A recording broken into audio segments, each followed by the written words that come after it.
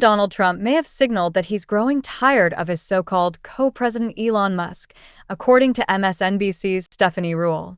The president on Tuesday announced a joint venture investing up to $500 billion for infrastructure related to artificial intelligence by a new partnership formed by OpenAI, Oracle, and SoftBank, but the CEO of one of those companies is the archenemy to Musk, who poured at least $277 million of his own money into Trump's re-election campaign and has been at his side as a key advisor since the election.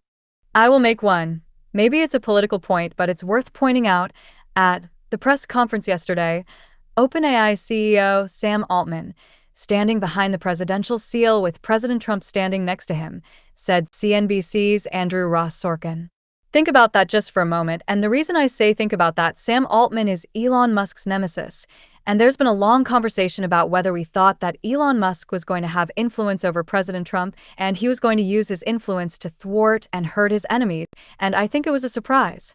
I don't know if it's surprising or not, but I think it was remarkable, just worth remarking upon that Sam Altman and President Trump standing there next to each other. I should also mention Sam Altman spent $1 million during the inauguration, but the truth is that clearly the President Trump, behind this in a major way, and I think that has a lot of folks sort of looking at this, trying to understand what it all means. Want more breaking political news? Click for the latest headlines at Raw Story. Also read, inside the parade of right-wing world leaders flocking to D.C. for Trump's inauguration. Morning Joe, host Joe Scarborough agreed the partnership, which Musk undercut Wednesday by claiming the tech companies didn't have the money to carry out its plans, was noteworthy, saying the two moguls had feuded publicly since he pulled out of the company behind the AI chatbot ChatGPT. We've heard about this rivalry for quite some time, and Elon Musk, using his position close to Donald Trump to sort of box Sam Altman out, Scarborough said. So, yeah, I would say that is news.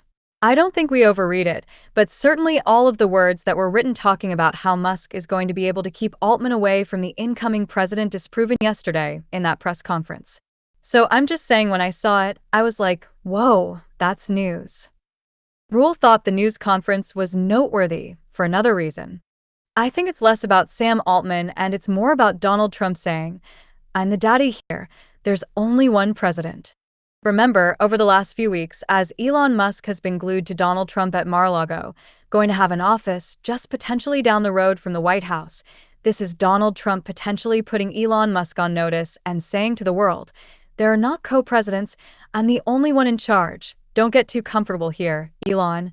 Sam's around the corner. But I would say Elon Musk saying, I don't even think they have the money. This is something important, she added. It's not that Joe Biden was anti-AI, he wasn't. His executive order was extensive. He talked about it in his final remarks. National Security Advisor Jake Sullivan did, too. One of the things that the former White House acknowledged, they didn't have the money yet. So Donald Trump gets in the job, pulls out all the regulations, right? So I just think what Trump announced yesterday kind of encapsulates the two administrations, that Joe Biden was potentially too careful, too bound by so many restrictions that some would say flew in the face of innovation, and Donald Trump rolls in, and it's like, money or not, I'm announcing it, we're doing it, animal spirits. Let's go. It was the two of them in a nutshell. Watch below or click here. YouTube.be. Watch the video at this link. Recommended links. Raw Story investigates. Raw Story. MAGA pastor who wants to end female voting rights compares women to pigs. Tattoo artist inks 10-year-old girl, but not with Trump lick she wanted.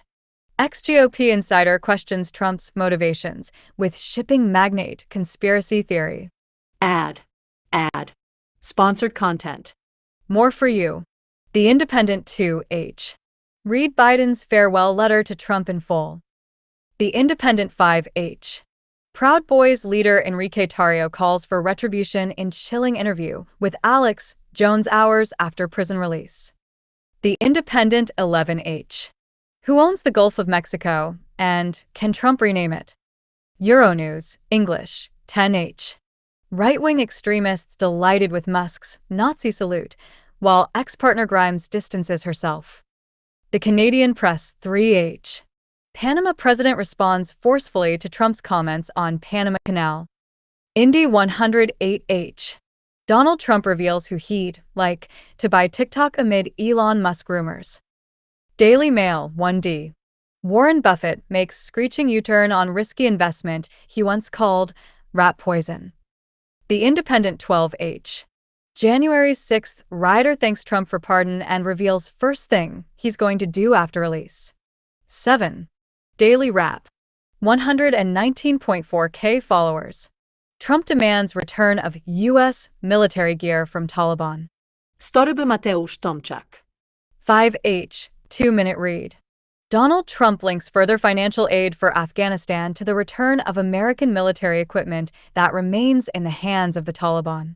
This could involve nearly 1,000 vehicles, artillery systems, and even a few aircraft. A report issued in 2022 by the U.S. Department of Defense indicated that when withdrawing from Afghanistan, American troops left behind military equipment valued at approximately $7 billion in the country.